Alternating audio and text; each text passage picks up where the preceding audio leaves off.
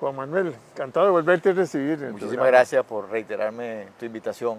No, Es un placer para ti, para mí y para todos los que nos ven en tus medios. Vamos a ver, muy preocupado.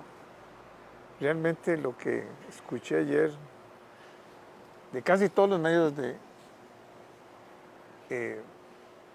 todo el sector privado, productivo, exportador, de la situación que se está viviendo de congoja, del problema de cómo todos los costos subieron y los precios de venta se redujeron. Entonces es un sándwich. ¿Qué me queda? Despedir gente nada más y eso sí es fatal, ¿verdad? Ya sucedió con unas bananeras, pero cuando vos hablas de cafetaleros, y hablas de piñeros, y hablas de todo el sector productivo, y aún le puede afectar a las zonas francas. Así es, que es uno de los motores de nuestra economía. Y turismo, que ahorita ya bajó la temporada alta y ahora sí vienen el estrés de caja. Sí, se baja la espuma. Se baja la espuma y ahora sí. ¿Con qué nos quedamos? Y todavía se sigue defendiendo el tipo de cambio como si fuera una gran conquista, ¿no?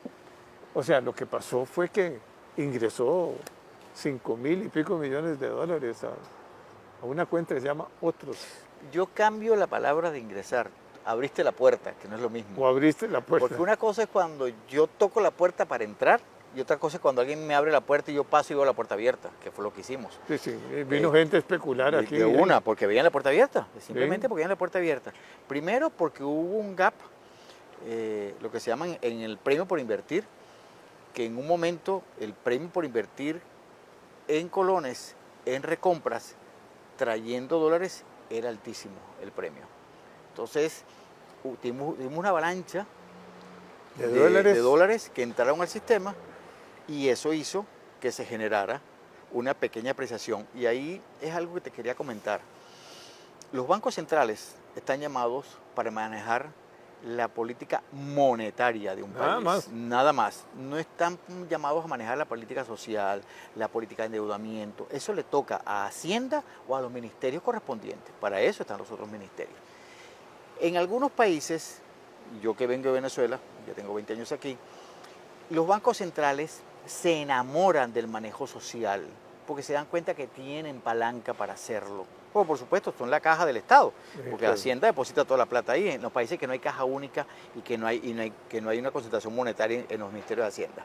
Entonces, el Banco Central creo que comenzó bien en su idea de manejar inflación, que venía muy alta, sobre el 12%, eso lo sabemos. Todo el mundo subió la tasa de política monetaria. Y una política restrictiva para bajar. De circulante. Exactamente, lo cual nos iba a llevar a un promedio dólar-colón que permitía ese estrujamiento sin ahogar la economía.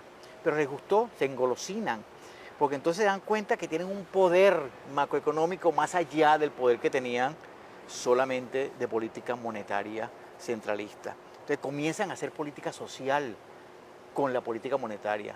Y eso, como dicen los libros de texto... O sea, ¿pone de acuerdo con el ministro de Hacienda? No, sí, se ponen de acuerdo, porque eso sería más maquiavélico todavía. Pero si nos quedamos solamente en la cajita del central, te pones a hacer algo que no es tu medio. Y te olvidas que la fuerza de la economía, como decía mi profesor de macroeconomía, hay que dejarlo hacer y dejarlo ir. Entonces, cuando tú te metes en la parte de la economía, que no eres Hacienda, que no eres Mideplan, que no eres nada de eso, empiezas a estrujar una economía, empiezas a crear desempleo, empiezas a crear distorsiones y volvemos a lo mismo. ¿Qué tipo de distorsiones? Tienes que crear una cuenta que diga otros porque no tienes idea qué es lo que está pasando. Porque cuando uno crea contablemente, y eso cualquier contador lo sabe, cuando tú creas una cuenta que se llame otros es porque no tienes idea qué está pasando ahí. Entonces, levantar la alfombra y la basura vaya adentro, después veremos. ¿Eso qué pasa? No frenaste a revisar qué estaba pasando con la cuenta de otros antes que siguiera creciendo. Si cuando esa cuenta llegó a 300 millones de dólares, tú debiste frenar y decir, señores, veamos qué está pasando. No que llegó a 1.000, llegó a 1.200 y seguiste. Y a eso le sumas que Hacienda no ha ejecutado todos los préstamos que se han recibido, los 700 millones del Fondo Monetario, de los 1.500 millones de eurobonos también hay parte depositado, está el préstamo del Fondo Avales del BCE, todo eso fue al central. más el préstamo del FLAR. Entonces el central vio y dijo, pues yo soy el dueño de la plata. Yo voy a lograr mis metas sociales, que no estás llamado a tener metas sociales. Tú no estás llamado a fijación de precios del consumidor. Tú no estás llamado a nada de eso. Pero te convertiste en un actor importante porque empezaste a estrujar la economía. Entonces, yo creo que se engolosinaron tanto que bajaron la inflación. Estamos por debajo de cero. Pero 6, 7 meses. Pero además ya llevamos más de 7 meses ahí. Eso significa un estado de recesión. Recesión total. Total, en cualquier libro de Balcecho, de economía sencilla, te lo dice. Pero además de eso, en una economía que no estaba creciendo. Entonces, lo tenemos con los bancos en sus resultados financieros. ¿Okay? Que 40% de rentabilidad. ¿Eso qué significa? Que la economía que está detrás, porque acuérdate que los bancos son, concomitantemente hablando, eso significa que es una cadena de producción, es parte de esta cadena. Si el banco, que es quien maneja la fuerza de crédito en el país, se redujo sus ganancias, mira para atrás qué pasó con todas las compañías que no tienen el apalancamiento de la banca, que no tienen la posibilidad de recursos de la banca que capta en el mercado. Entonces ahí tú tienes, hoy yo leía o ayer en estos días, que había arroceros que habían ido al gota a gota. ¿Por qué? Porque no tienen a dónde pedir préstamos. Porque ya, arroceros me refiero a arroceros pequeños, porque ya su capacidad de endeudamiento se redujo. ¿Por qué? Porque están vendiendo quizás a mismos precios en dólares, pero reciben un 25% menos en colones, como le está pasando a los cafetaleros. Un quintal de café que se puede vender al mismo precio de hace 8 meses, hoy en día el mismo precio en dólares, porque está recibiendo 18% menos en colones. Entonces, ¿cómo pagas la planilla? ¿Cómo le pagas a la caja? ¿Cómo le pagas a tus propios proveedores? Botando gente, reduciendo planilla o cerrando la planta, que es en el peor de los casos. Y tú mencionabas los parques industriales de zona franca. Los parques industriales de zona franca que venían a una velocidad han ido frenando. Y no quiero que esto parezca que, como bajaron un 2%, pero no dice que subieron un 20%. Sí, pero cuando tú hablas de un 2% en zona franca, es mucha plata y mucho empleo que no se produce. Entonces, en la medida que la zona franca, las multinacionales, tienen que decir, bueno, yo antes mandaba 10 millones de dólares o 10 mil dólares y con eso pagaba planilla. Hoy en día tengo que mandar 15 para pagar la misma planilla. O tengo que mandar 11 millones para pagar la misma planilla. No, algo está pasando.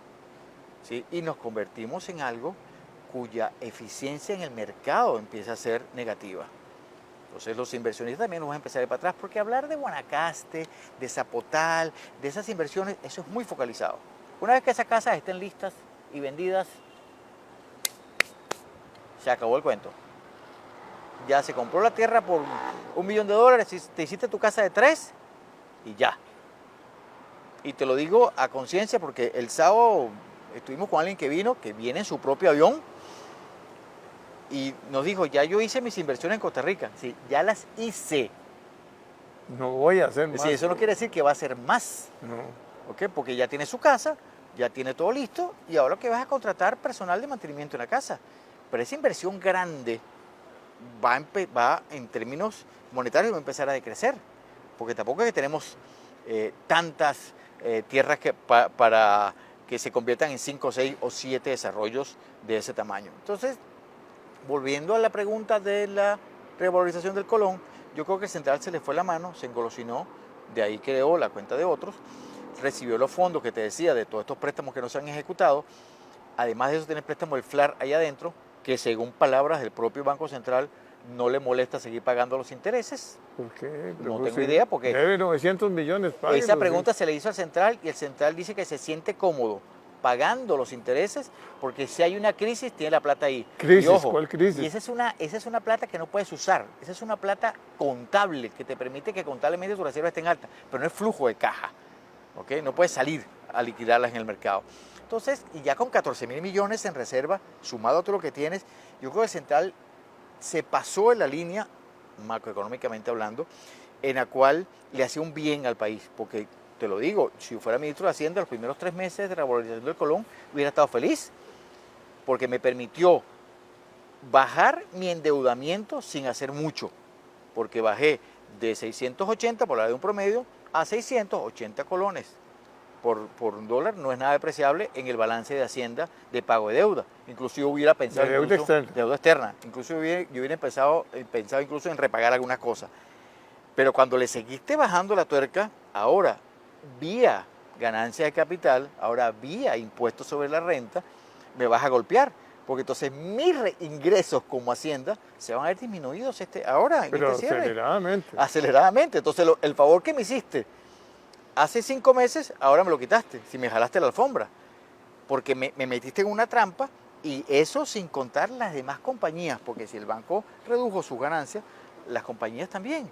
Entonces el nivel de baja de ingresos que va a tener Hacienda vía impuestos, sin hablar de IVA, porque el IVA vino subiendo, porque acuérdate que la 9735, que es la ley que creó el IVA, entramos en pandemia y no logró despegó Después 22, generó 23, todo pero con esta recesión, pero ya ahora viene para abajo, entonces sí, no le van a cerrar los números. le estás haciendo un al flaco ministro de favor Hacienda. a Hacienda y al país como tal, porque señores, este país no es un país que vive de los ingresos del Estado, este es un país que el Estado vive de mis ingresos. Esa es la proyección que hay que tener en cuenta. Entonces, en la medida que mis ingresos bajan y yo pago menos impuestos, el Estado tiene menos recursos para salir adelante con lo que tiene. Y solo lo que está perdiendo en renta en los bancos Claro, es un montón de plata. Claro, entonces, y este año hay casi 3.800 millones de dólares en vencimientos, solamente en dólares, En dólares. Sí. ¿ok? Más lo que hay en colones. Se han hecho algunos cambios de unas permutas y algunos cambios de vencimiento para ampliar los plazos, pero no todo. Entonces yo creo que el Banco Central, mi palabra es engolosinarse. ¿Les gustó el cuento? Ah, mira, ahora soy el príncipe, ahora soy el rey, me meto más, pero te metiste más en los terrenos de los otros. Entonces, cuando tú metes algo en un vaso, algo desplazas. Entonces desplazó los que en realidad hacían los contrapesos en el manejo de la situación macroeconómica, Hacienda, Mideplan y otros entes, que estaban los que estaban llamados a crear empleo, a crear nuevas fuentes de trabajo y una mejora en los precios. Los precios no se ven mejorados a nivel general en el público. Entonces, la gasolina se subió todo el combustible, está subiendo la electricidad en este momento. Entonces, los fertilizantes subieron. Entonces, todo subió. Todo eso es un caldo de cultivo peligroso. Esa es mi opinión. Peligroso no, peligrosísimo. Y no se puede jugar porque estamos hablando de la estabilidad del país. Así es. Y entonces hay que tomar medidas. La comida de la gente. La comida.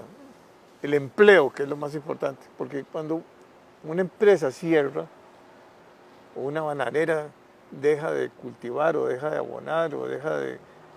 o piensa ya seriamente en irse a otro país, de ahí. Así es.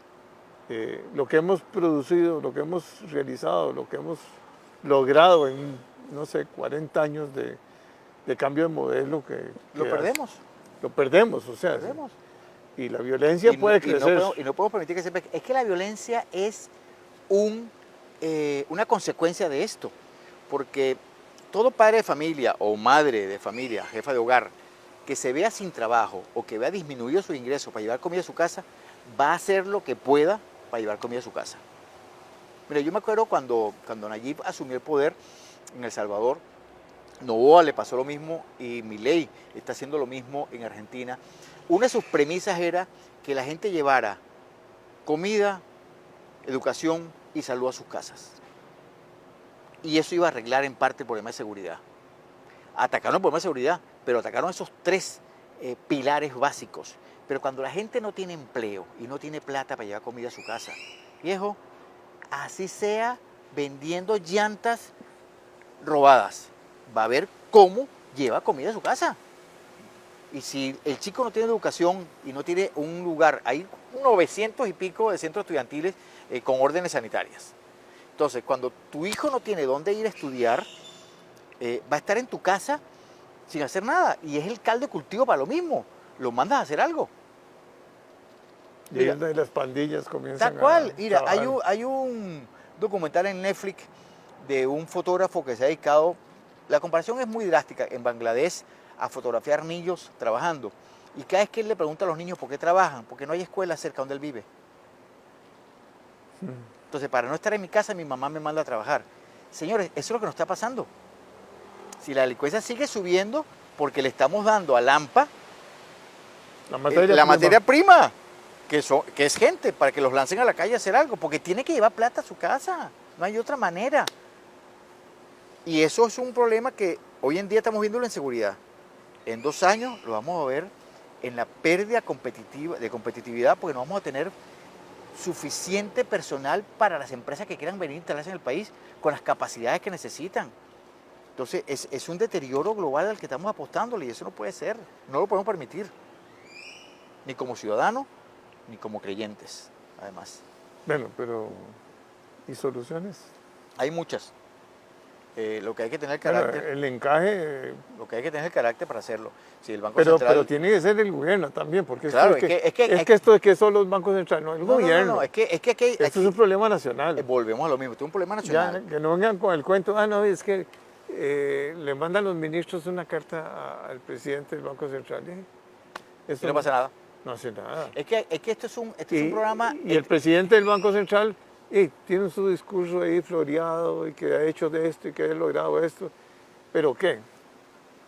Cuando le dicen todos los sectores productivos, todos, Cuando todo el mundo dice que estás loco, está mal. no puede ser que todos estén equivocados. Sí. Si tú no puedes ser el dueño de la verdad absoluta, eso no existe. Y tampoco se trata de abrir diálogos y diálogos y diálogos esto hay que y resolverlo. no pasa nada. Esto hay que resolverlo. Porque esto ya es, el sector, digamos, turismo ya comienza a descender los ingresos. Así es, Porque la temporada comienza a bajar. tal cual. No, productividad. Si aquí tenemos productividad en casi todos los sectores, porque si somos exportadores tenemos productividad. Así es. Competimos con el mundo. Así es, y no se compite de gratis. No se compite Pero gratis. cuando tú le cierras la posibilidad financiera a que podamos competir, estamos fritos. Porque entonces yo exporto un quintal de café, exporto camarones y lo que recibo es 20% menos que lo que recibí el año pasado.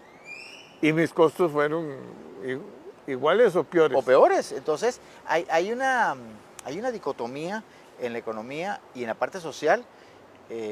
Yo creo, yo y el gobierno lo tiene en sus manos las resoluciones. Esto no pasa por la Asamblea, esto no son resoluciones que pasan por la Asamblea, esto son resoluciones que pasan por el gobierno.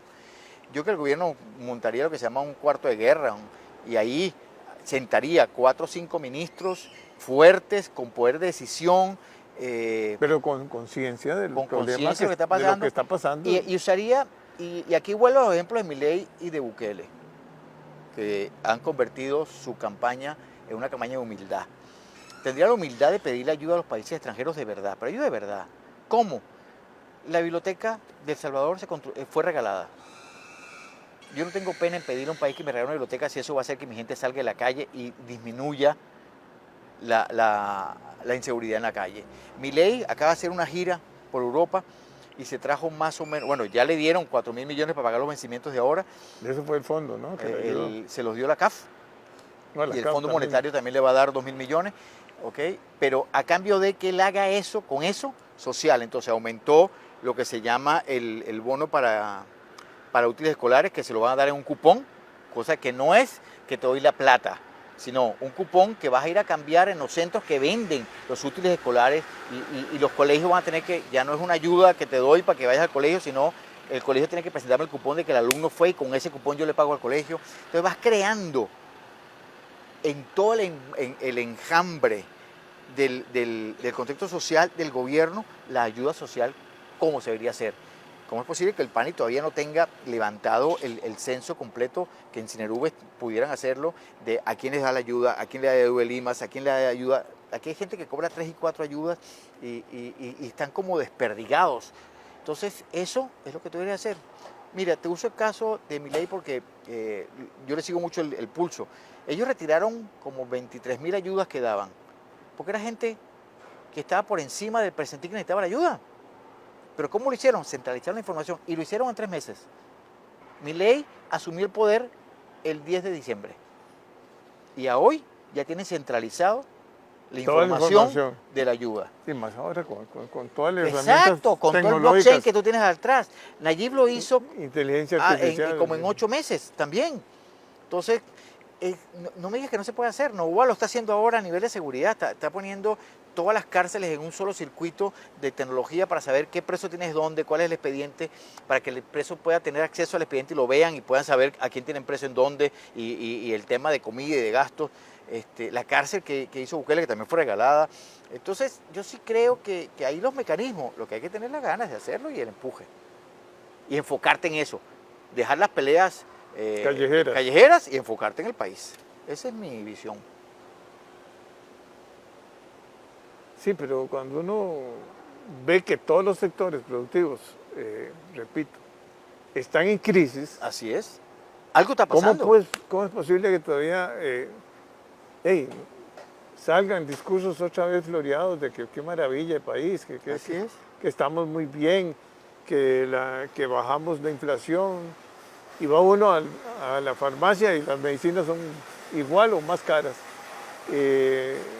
El arroz, los frijoles, toda la canasta básica subió. El combustible, la electricidad acaba de subir. La electricidad. Y entonces... Y esos gastos, esos costos hay que reflejarlos en alguna parte. Sí. ¿Quién está bien? Bueno, pues, posiblemente algunos importadores de vehículos. Pero no tienen a quién venderle ahora. Pero ahora, ¿quién va a comprar? ¿Ahora quién le vendes? Si no hay poder adquisitivo. Lo que estás creando ahora es una masa poblacional que se está endeudando para comprar vehículos que hay que ver si van a poder pagarlos. Porque creció mucho el préstamo en dólares. Mucho. Cuando eso se dé la vuelta... ¿Y el riesgo? El riesgo cambiario lo está asumiendo el deudor. Sí. Porque tú tienes ahora como 220.000 o 230.000 personas que debían en dólares antes de esta revolución y ahora se ven beneficiados porque deben menos en colones. Pero de esos, el 60% no producen dólares, producen colones. Y si comienza a Entonces, devaluarse cuando se el colón, comienza a dar vuelta... O sea, si se le da vuelta. Así es. Ahora, ¿cómo darle vuelta? Es que ese es el... no diría que es muy fácil, no es fácil. Hay políticas macroeconómicas que el central, dentro de su política monetaria, el central comenzará a bajar por lo menos 100 puntos. La tasa política monetaria debería bajar por lo menos 100 puntos base más y ser un poco más restrictivos en otras cosas que hace el central con respecto a la banca. Tiene el encaje. Yo pagaría el préstamo del FLAR y haría otras cosas que le muestren la intención al mercado. Y le cambie la actitud. Eso, agarraría esa cuenta de otros y escarbaremos ahí qué es lo que hay. Y te puedo asegurar que, como dicen los auditores, alguna pulga vas a conseguir. Entonces, yo haría eso. Y con eso, con ese mensaje al mercado, el mercado siempre se ajusta. Pero si tú no das un mensaje así, si tú le dices al mercado, yo quiero llegar a 15.000 millones en reserva, bueno, el tipo va a comprar 1.000 millones más. Ya está. Sigámosle metiendo gasolina. Y así es fácil. Pero qué increíble esto, ¿no? Es que si yo me pongo a ver que es como un cuento Y la tasa sigue arriba, con una inflación negativa, el espacio para reducir tasas es enorme. ¿Quién está sacando provecho ahora? Mira, si tú te endeudas en dólares ahorita, sacas lo que puedas en dólares, lo conviertes a colones y con eso compras bonos en el mercado, en una recompra que la puedes hacer hasta 2 veces su valor, ya está. Es el negocio perfecto, pero eso no crea empleo, eso no crea, en el enjambre social, eso no hace nada. Solamente es pura especulación. Y entonces, o le apuestas a ese mercado que es especulativo. Es volátil totalmente. Exacto. Esto. O le apruebas a que el tejido social crezca. Y el tejido social no ha crecido. Lo tenemos en los índices de inseguridad. No, pero... Y en la proliferación de mercados informales de gente. Eso es. Sí, pero es que eso va a traer consecuencias a la Caja de Seguro Social, a toda la estructura. Sí, es que permea en todas las capas. Tal cual. Entonces no hay plata para vivienda, no hay plata. Entonces no le das plata al Bambi, no le das plata a FODESAF, ¿no? Exacto, porque entonces los bancos, sobre todo los estadales, al reducir sus utilidades, reducen las cargas para fiscales con las que traspasan, entonces ahí vas.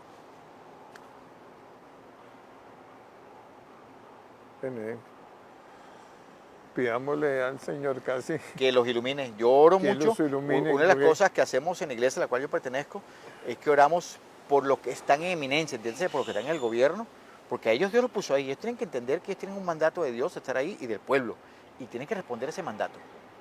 Entonces, honrándolos, nosotros oramos por ellos para que Dios les dé sabiduría y los guíe por el camino correcto. Bueno, encantado de verlo. Esperemos que dentro de unos 3 meses que te vuelva a llamar sea distinto el discurso. Exacto. Pero Hayamos salido de este bache. no, tristemente no veo que haya una actitud de, digamos, de reconsiderar, Diría mi profesora, de enmendar la plana. de enmendar la plana. Tristemente. El orgullo es terrible, la falta de, Eso está entre las 7 cosas que aborrece el Señor. y la falta de verdad de De humildad. sensibilidad social. Yo creo que Y de cómo se llama, y de sensibilidad social. yo escuché el otro día a un conferencista que dijo algo que me lo robé de él, que es, a veces le toca a los jerarcas abrir la ventana y ver del otro lado. No solamente su jardín, ver del otro lado de la acera. Y eso te da una realidad del país. Bueno, muchas gracias. A ti. Encantado de Muchísimo. verte. Y a todos ustedes.